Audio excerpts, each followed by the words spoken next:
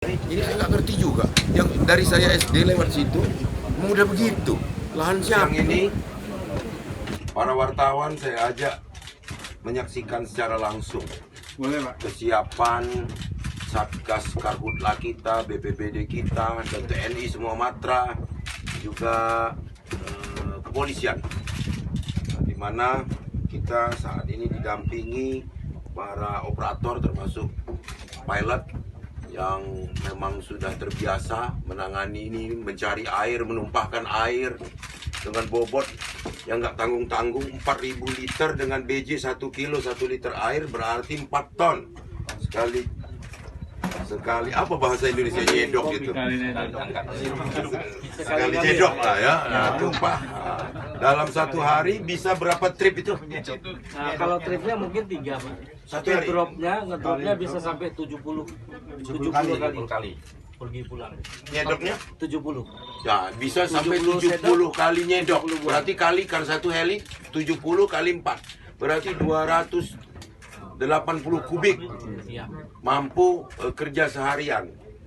Nah, ini kepada masyarakat saya sampaikan, biaya pemadaman itu mahal. 1 jam dia kerja itu ratusan juta.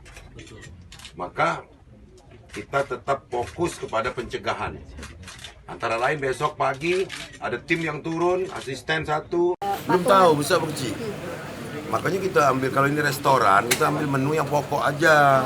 Yang penting kita bisa dapat informasi yang real time untuk pemadaman. Maka kan nggak cukup juga hanya informasi itu, kalau infrastruktur kita nggak kuat, SDM kita nggak kuat. Maka informasi akurat, infrastruktur kuat, SDM siap, ya. Informasi akurat, infrastruktur kuat, SDM siap. SDM siap betul ini udah. Tadi kan ini ada sharing toh, BNPB pemerintah pusat juga selalu menyiapkan ini karena ini persoalan nasional. BPBD yang dibiayai oleh Pemda juga akan menyiapkan ini. Ada permintaan untuk patungan kepada perusahaan, Mbak, untuk penyediaan produk. Patungan untuk penyediaan produk. Bukan patungan, bila perlu perusahaan yang terbesar dan mampu suruh dia beli. Jadi ada Itu menggunakan Menunya kita pilih apa, Pak? Apa yang pesawat itu yang drone itu apa ya? Enggak, artinya yang kita pilih ya dari apa para CAO ini tadi, kan ada sajian menu-menu ini.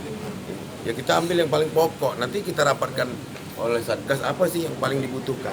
Kan ini ya, asisten 1 didampingi Danrem untuk datengin bupatinya, panggil camatnya, itu tanah siapa.